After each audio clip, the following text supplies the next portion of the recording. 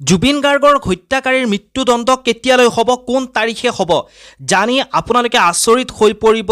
12 ডিচেম্বৰ তাৰিখে চাৰ্জশ্বিট দাখিল কৰাৰ পিছতেই এনেকুৱা কিছু ভয়ংকৰ তথ্য ওলাই পৰিছে, যি তথ্য এতিয়া কিন্তু সকলোকে আচৰিত কৰি তুলিছে বৰ্তমান এই সময়খিনিত। যিহেতু ইমান দিন জুবিন গাৰ্গ নোহোৱা হোৱাৰ পিছৰে পৰা শ্যামকানু মহন্ত তেওঁৰ লগত যিসকল জড়িত হৈ আছিল জুবিন গাৰ্গৰ ঘটনাটোৰ লগত, তেওঁলোকে কাৰাগাৰত জীৱন পাৰ কৰিবলগীয়া হৈছে। আৰু 12 তাৰিখে যেতিয়া চাৰ্জশ্বিট দাখিল কৰিলে, চাৰ্জশ্বিট দাখিল কৰাৰ পিছত এনেকুৱা কেইটামান ডাঙৰ ডাঙৰ গোচৰত তেওঁলোকে বৰ্তমান সোমাই পৰিছে, গোচৰ তেওঁলোকৰ ওপৰত জাপি দিয়া হৈছে। সেই গোচৰ কেইটাৰ বাবে তেওঁলোকে এতিয়া মৃত্যুদণ্ডক আঁকোৱালি ল'ব লগা হ'ব পাৰে।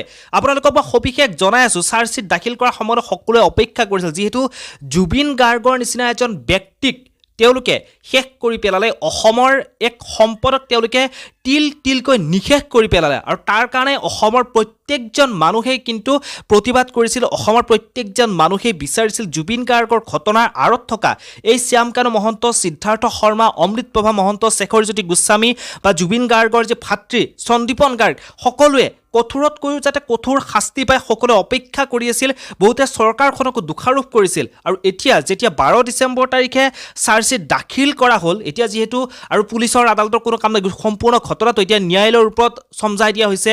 এতিয়া ন্যায়ালয়ে জুবিন গাৰ্গক ন্যায় প্ৰদান কৰিব, জুবিন গাৰ্গক ন্যায় প্ৰদান কৰিব। এতিয়া ন্যায়ালয়ে কিন্তু যাতে এই ঘটনাটো, জুবিন গাৰ্গৰ ন্যায় প্ৰক্ৰিয়া যাতে খুব সোনকালে যাতে হয়, খুব তীব্ৰ গতিত যাতে হয়, তাৰ কাৰণে এতিয়া কিন্তু বৰ্তমান এই সময়খিনিত সকলোৱে আহ্বান জনাইছে, সকলোৱে কিন্তু ভগৱানৰ ওচৰত প্ৰাৰ্থনা কৰিছে যাতে দোষীয়ে কঠোৰতকৈ কঠোৰ শাস্তি পায় আৰু জুবিন গাৰ্গে যাতে ন্যায় পায়। আৰু এইখিনি সময়তে মই আপোনালোকক জনাব বিচাৰিছোঁ যে যি সন্দীপন গাৰ্গ, জুবিন গাৰ্গৰ ভাতৃ বুলি যাক কোৱা হয় সন্দীপন গাৰ্গ, সেই সন্দীপন গাৰ্গৰ ওপৰত BNS 105 ছেকশ্যন ধাৰা তেওঁৰ ওপৰত দিয়া হৈছে, যি ছেকশ্যন ধাৰাত জনোৱা হয় যে মৃত্যুৰ ঘটনাৰ লগত দায়ী আছিল তেওঁ। মৃত্যুৰ ঘটনাটোৰ লগত যদিও তেওঁ কৰা নাছিল সেই ঘটনাটো, কিন্তু ঘটনাটোৰ লগত সমান্তৰালভাৱে তেওঁ দায়ী আছিল। এই ঘটনাটোকে কিন্তু 105 ছেকশ্যনৰ দ্বাৰা বুজোৱা হয়। আৰু তাৰ লগতে যিসকল মূল ঘাতক, শ্যামকানু মহন্ত, সিদ্ধাৰ্থ শৰ্মা, অমৃতপ্ৰভা মহন্ত, শেখৰজ্যোতি গোস্বামী, তেওঁলোকক যাৱজ্জীৱন কাৰাদণ্ড,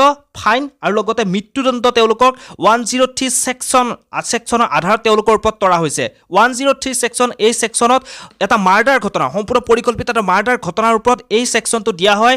103 এই ছেকশ্যনটো এটা মাৰ্ডাৰ ঘটনাৰ ওপৰত, যিহেতু জুবিন গাৰ্গ নোহোৱা হৈ যোৱাৰ পিছতে অসমৰ মাননীয় মুখ্যমন্ত্ৰী ডক্টৰ হিমন্ত বিশ্ব শৰ্মা ডাঙৰীয়ে বাৰে বাৰে আপোনালোকে দেখাই পাইছে যে তেওঁ বাৰে বাৰে কৈ আছে এইটো এটা সম্পূৰ্ণ পৰিকল্পিত হত্যাকাণ্ড, এইটো কোনো ধৰণৰ আকস্মিক মৃত্যু নহয়, জুবিন গাৰ্গৰ আকস্মিক মৃত্যু নহয়, এয়া এটা পৰিকল্পিত হত্যাকাণ্ড। সেই কথাখিনি বাৰে বাৰে কণ্ঠশিল্পী জুবিন গাৰ্গৰ বিষয়ে হিমন্ত বিশ্ব শৰ্মা ডাঙৰীয়াই কৈ গৈছে। আৰু সিদিনাখন সদনৰ মজিয়াত দেখিবলৈ পোৱা গৈছে যে হিমন্ত বিশ্ব শৰ্মাই কৈছে এইটো এটা সম্পূৰ্ণ পৰিকল্পিত মাৰ্ডাৰ। আৰু সেই আধাৰত এতিয়া 103 ছেকশ্যনৰ ওপৰত তেওঁলোকে গোচৰ তৰা হৈছে, যি মাৰ্ডাৰৰ গোচৰ তৰা হৈছে, সেয়া মৃত্যুদণ্ড, ফাইন আৰু যাৱজ্জীৱন কাৰাদণ্ড। এয়া সময়ত গম পোৱা যাব আচলতে ন্যায়ালয়ে কি ধৰণে জুবিন গাৰ্গক ন্যায় প্ৰদান কৰে। এতিয়াৰ ভিডিঅ'টোৰ পৰা ইমানতে বিদায়, পুনৰ লগ পাম এনেধৰণৰ কিছু নতুন খবৰ। ধন্যবাদ।